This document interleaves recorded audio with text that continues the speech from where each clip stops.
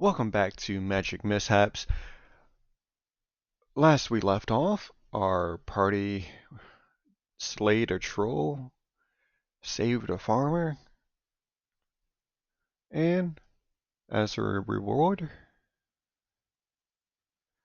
they got a hot meal and some information about Hamlot.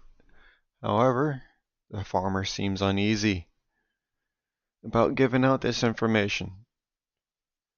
Anyways, let's get back into it. Sora tries to detect magical traces. Sora closes her eyes, letting her breathing match the rhythm of the crackling fire. The spoon on the table levitates slightly, a hum building behind her ears.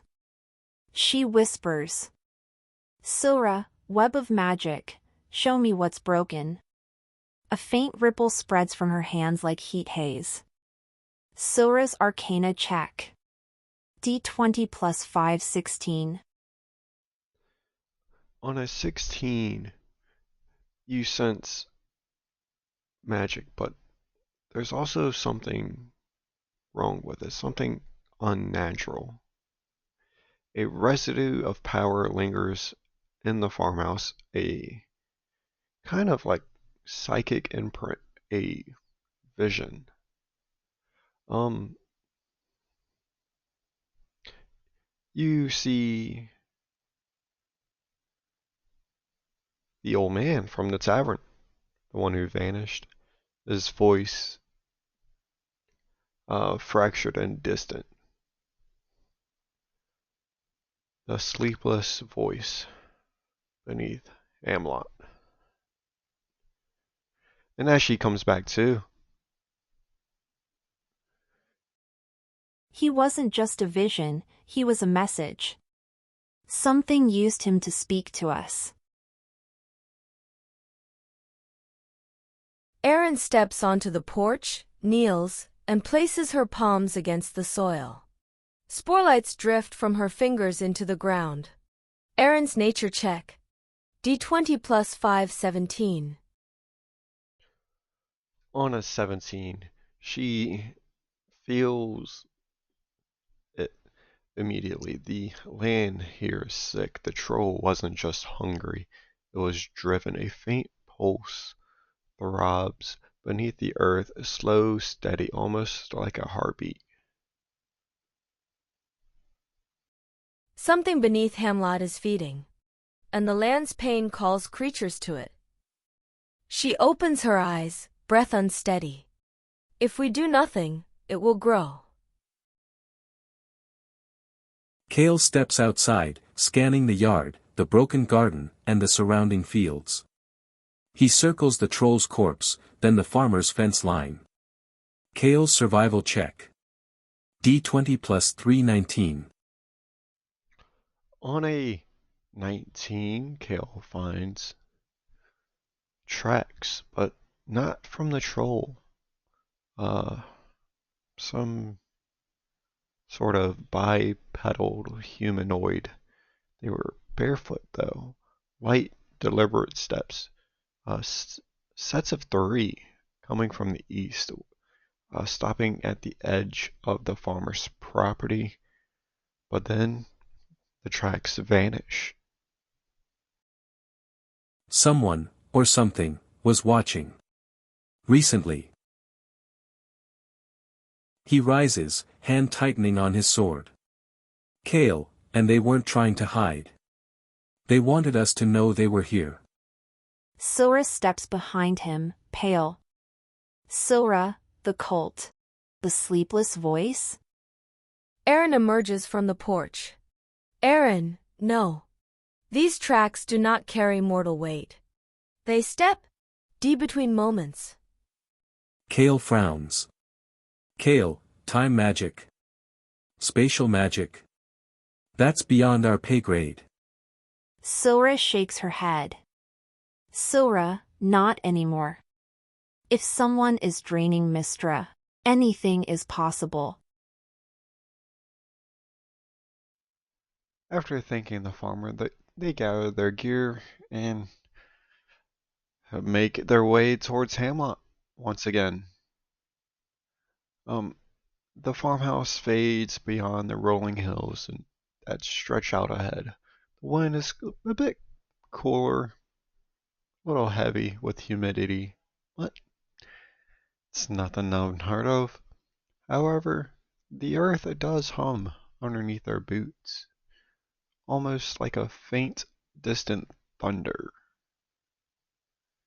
And after about an hour of travel or so, Hey, if we're heading into all this chaos together, shouldn't we have a name? I mean, every great adventuring group needs something memorable. She twirls a spark between her fingers. Kale grunts, brushing dust from his armor. Names don't win battles. But, they do give people hope. What did you have in mind? Erin walks with her staff gently touching the earth as she goes. Names are seeds. What we choose will grow with us. Sora gestures dramatically as she lists name ideas. Okay. Let's pick from these. The Webmenders, Shardseekers, Echo Dawn, Fallen Sky Company, Fracturebound, or The Last Thread. Everyone gets one vote. Don't be boring.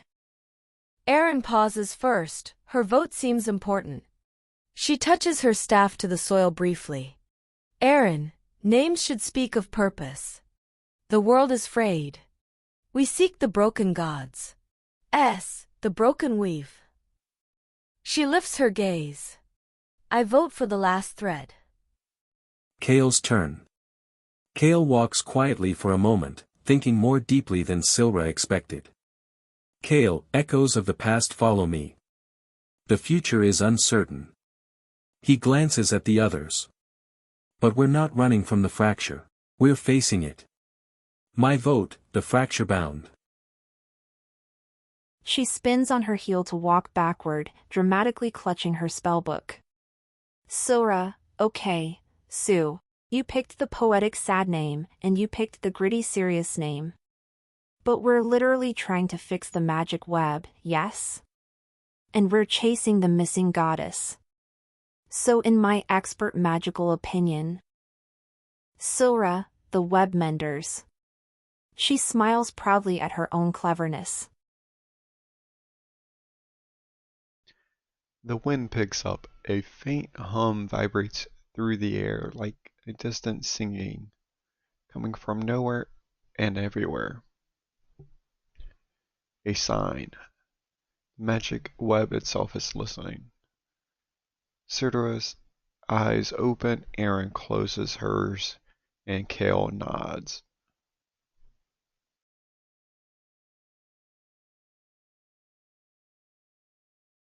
Fracturebound. Fracturebound. Bound by the fractures of the world. United to mend what has been broken. Marked by destiny, magic, and Chow.s. A perfect banner for their journey into Hamlot.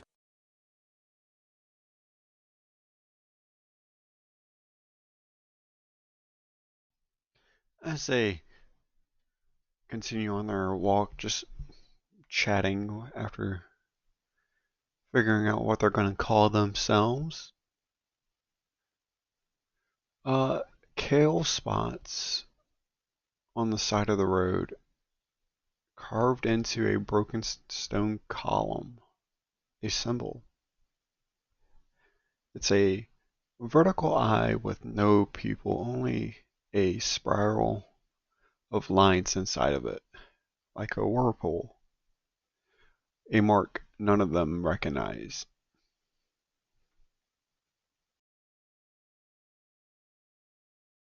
He narrows his eyes, leaning closer, but not touching the symbol. This wasn't made with a tool. He points at the spiral. These grooves are too clean. Too perfect. Like the stone carved itself. His jaw tightens. If this is the cult, they have power.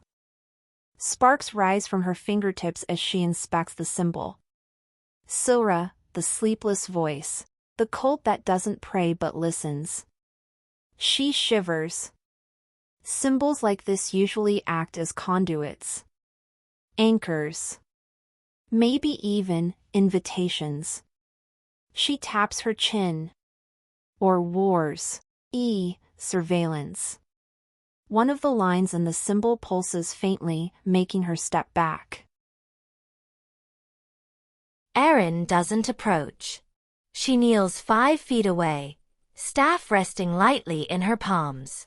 Spore lights drift from her shoulders and refuse to cross the boundary around the stone. Erin. The land avoids it. The plants recoil. The spirits whisper. Her voice grows quieter, as though not wishing to be overheard. This mark does not simply belong to the CU.LT. It is the cult. Meaning? Erin closes her eyes. Erin, meaning, the sleepless voice has touched this place. And through it, it may be watching us even now.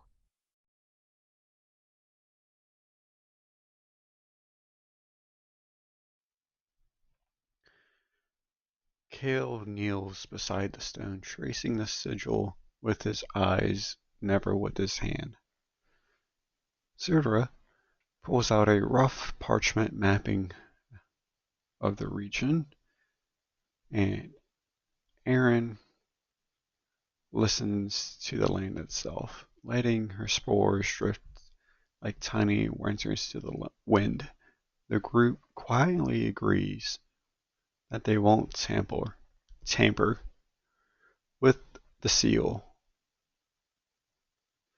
However, they will mark it down.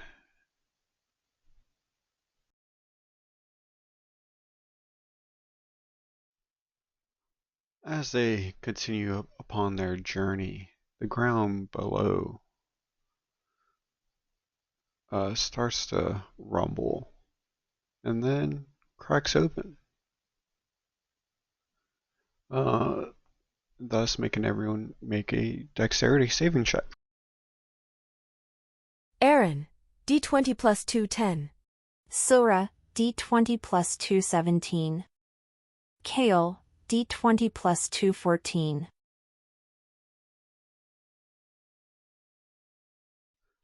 Zero takes a leap back uh, as sparks fly where she leapt. Kale brings up his shield, bracing against the wave as he takes another leap back as well. But Erin fails. She takes 8 force damage, and Kale and Serdor take 4 as they both pass. And then, all of a sudden, the crack in the ground snaps shut like a door being slammed closed. But now, everything looks like normal.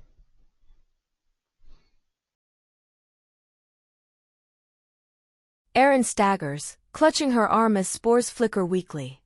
Erin, that was not a natural tear. Something is pushing through. Sora bites her lip, fear and excitement mixed. Sora, this is only the beginning. Hamlot is going to be worse.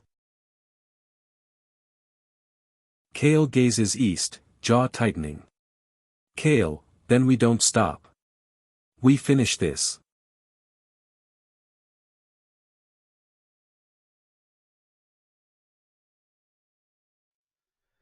As the sun dips lower, the party crests a hill and sees the silhouette of Hamlot in the far distance.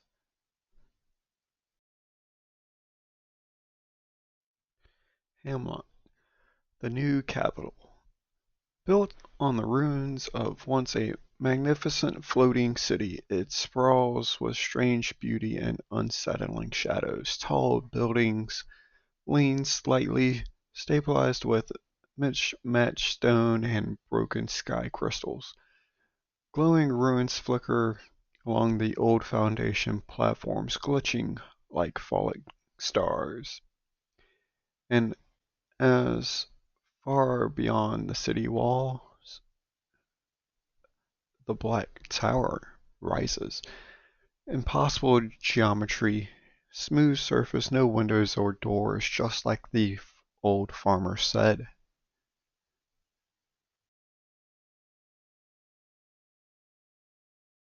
Kale stops dead in his tracks. By the gods! That's no ruin. Silra's voice cracks. That's a spell. A building made from a spell. Silra's voice cracks. Silra, that's a spell. A building made from a spell.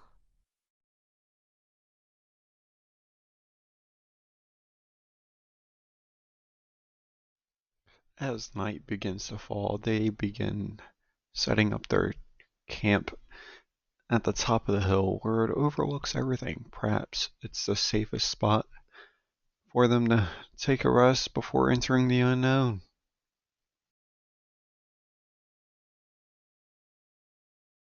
Kale sets down his pack and begins arranging stones into a makeshift fire ring. Kale, we sleep in shifts. I'll take first watch. That tower doesn't sit right with me. He glances at the structure again. Even from here, it looks wrong. Like it's not truly standing, but being held in place by sheer will.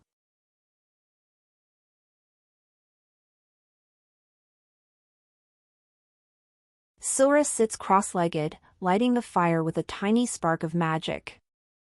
Whoosh! A soft teal flame bursts, then settles into normal orange. There. No wild surges. Yet. She eyes the tower. Do you think it's empty? Oh, are inhabited? Her fingers twitch nervously. Erin sets her staff beside her and lays out small dried herbs and spores, forming a protective circle around the camp. Erin, the night is restless. The land speaks softly here. But the shadow of the tower mutes it. She presses a palm to the earth. Erin, if something stirs below the city, we will feel it.